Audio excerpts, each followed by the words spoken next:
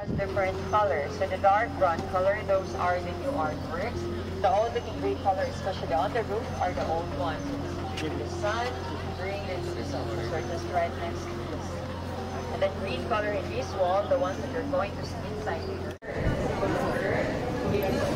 Shelter and accommodation. Kasi ikaw na right now. So everyone, please do not ask me or look for this Father Earth. I have no idea where this Father right now.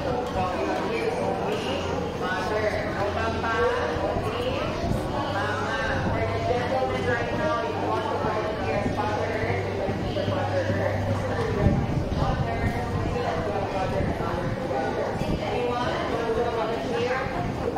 You can notice over there, our wooden artists are all using different kinds of chisel and hammer as your tools to carve every wood pieces manually.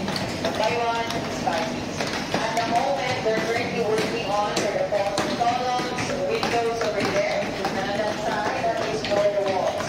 As everything is complete here, it will be displayed inside the sanctuary.